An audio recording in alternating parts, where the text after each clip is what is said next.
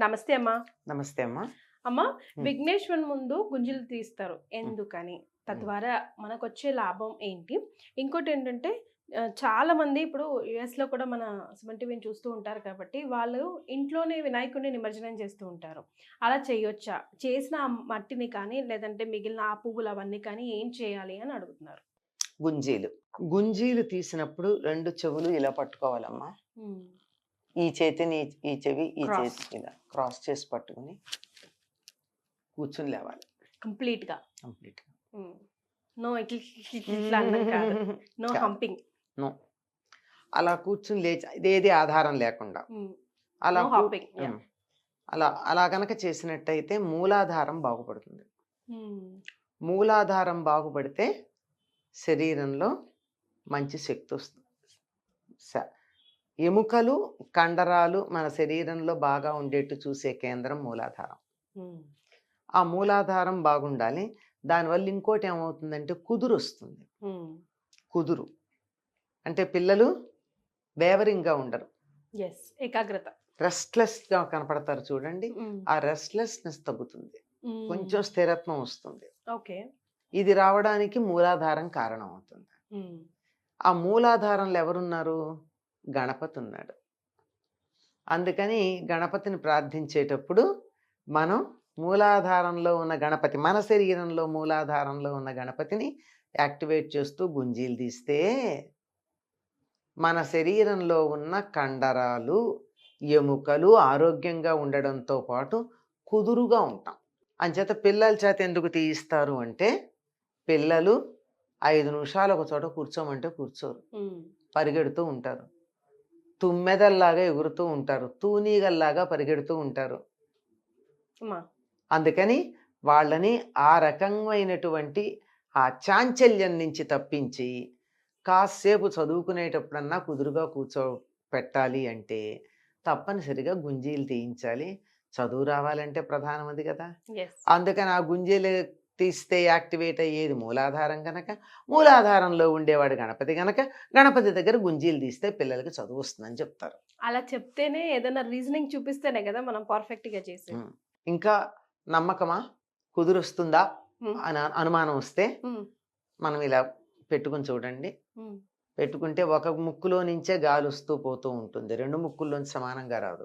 ఓహ్! ఎవరికైనా అంతే. హుహు. That's but natural. తప్పేం లేదు. హ్మ్. గుంజలు అలాంటప్ తీసేటప్పుడు. మామూలుగా, మామూలుగా అంటున్నారా? మామూలుగానే హ్మ్. గాలి వదలండి. ఒక ముక్కులోంచి ఎక్కువొస్తుంది, ఒక ముక్కులోంచి తక్కువొస్తుంది. ఈవెన్‌గా రావు. అవును. కరెక్టే కదా! అమ్మో! హ్మ్. గుంజీలు తీసిన తర్వాత ఓ 25 గుంజీలు తీసిన తర్వాత 2 ముక్కుల్లోంచి సమానంగా వస్తుంది. అంటే ఓహ్! మూలాధారం పర్ఫెక్ట్ అయింది. యెస్. అంచేత చాంచల్యం లేదు. హ్మ్. దానికి తోడు చెవులు ఇక్కడ పట్టుకోమన్నాం. హ్మ్. చెవులెందుకు పట్టుకోమన్నాం? ఎందుకు? మనకుండేటటువంటి ఈ చెవంతా గర్భంలో ఉన్న శిశువులాగా తల కింద, కాళ్ళు పైన పెట్టినట్టుంటుంది. అవునమ్మా. కరెక్ట్. అందుకే చెవి కుట్టించుకునేటప్పుడు కూడా జాగ్రత్తగా కుట్టించుకోవాలి అంటారు. జాగ్రత్తగా ఎక్కడ తల కిందుంటుంది గనక, హ్మ్. సరిగ్గా ఆజ్ఞాచక్రం ఎక్కడుంటుందో అక్కడ చిల్లు పడాలి. హ్మ్. దాన్ని పర్ఫెక్ట్‌గా మంచి కంసాలు వేయాలి. కంసాలైతే తెలుస్తుంది. హ్మ్. ఏదో గన్ షాట్‌లవి జేయించుకుంటే చెప్పలేం గానీ. హ్మ్. అలా చేసినప్పుడు ఏమవుతుందంటే, ఈ చెవి పట్టుకుంటే ఆజ్ఞాచక్రం మన శరీరంలో ఉన్న ఆజ్ఞాచక్రం యాక్టివేట్ అవుతుంది. శరీరానికి కుదురొస్తుంది. బుర్ర పనిచేస్తుంది. హ్మ్. అంత శాస్త్రం వెనకాల అంత రీజనింగ్ ఉంది. మనం మన తెలుసుకోవాలి. సంప్రదాయాలు ఏది చెప్పినా ఇంత రీజనింగ్ ఉండే చెప్పాయి గనక, తెలియకపోతే తెలుసుకుందాం, ముందర పాటిద్దాం. పాటిద్దాం అట్‌లీస్ట్. యాహ్! హ్మ్.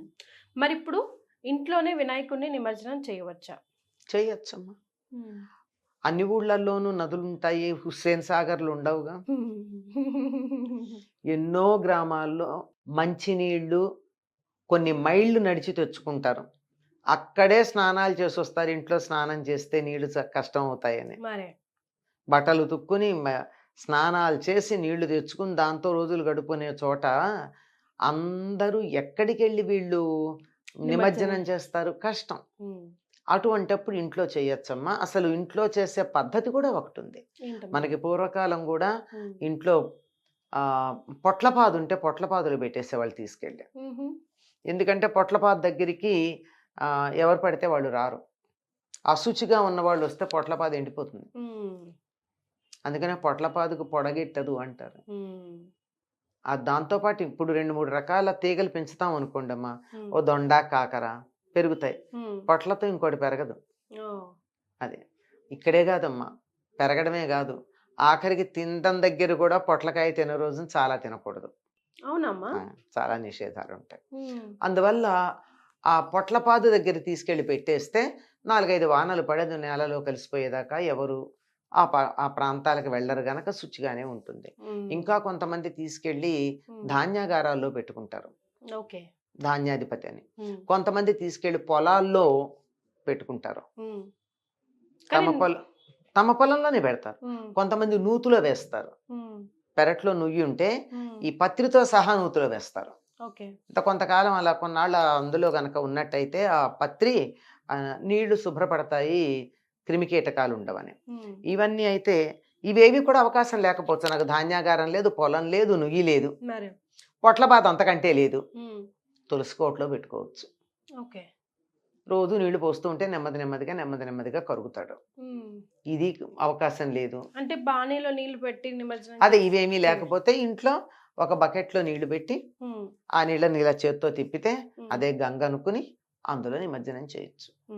అందులో నిమజ్జనం చేసిన తర్వాత ఈ ఆకులు ఏవైతే ఉన్నాయో వాటిని, ఈ నీళ్ళని కూడా ఎవరు తొక్కని చోట పొయ్యాలి. అది ప్రధానం. అయితేమ్మా కొంతమంది ఏం చేస్తుంటారంటే బుజ్జి బుజ్జి చిన్న చిన్న వినాయకులని, విగ్రహాలను తెచ్చుకుంటూ ఉంటారు కదా. రేపు అలా బాగుంది, నిమజ్జనం చేయడం ఇష్టం లేక అలాగే పెట్టుకుంటారు. అలా చేయొచ్చా? పెద్ద విగ్రహాలు ఏం చెయ్యక్కర్లేదమ్మా. మనం పూజ చేసే విగ్రహానికే ఇవే. ఇప్పుడు మనం రంగురంగులు ఇంతంత విగ్రహాలు పెట్టుకుంటామా ఇంట్లో కూడా, అవి నిమజ్జనం చేయక్కర్లా.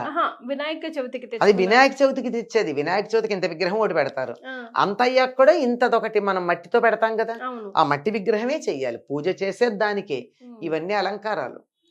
ఇప్పుడు నాకు తెలిసి బొంబాయిలో కూడా కొన్ని చోట్ల చాలా పెద్ద విగ్రహాలు పెడతారే, వాటిని నిమజ్జనం చెయ్యరట కొన్ని. ఆ ముందర పెట్టిన చిన్న విగ్రహాలే చేస్తారు. నిమజ్జనం చేసుకోవడం కంపల్సరీ ఏం కాదు. విగ్రహాన్ని చెయ్యాలి, పెద్ద విగ్రహాలు కాదు. పూజ ఏ విగ్రహాన్ని పూజ చేసావో, దేంట్లో గణపతిని ఆవాహన చేసావో దాన్ని నిమజ్జనం చెయ్యాలి. నిమజ్జనం చేయకపోతే పూజ కొనసాగించాలి. ఎన్నాళ్ళు పూజ చేస్తాం?